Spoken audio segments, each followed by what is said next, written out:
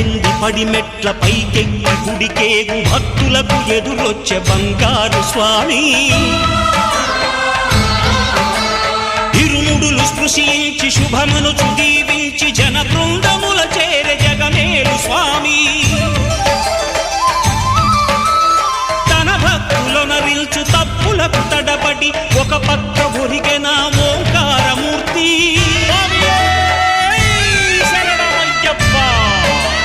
స్వాములందరూ తనకు సాయము కాగా ధీమంతుడై లేచే ఆ కన్య స్వామి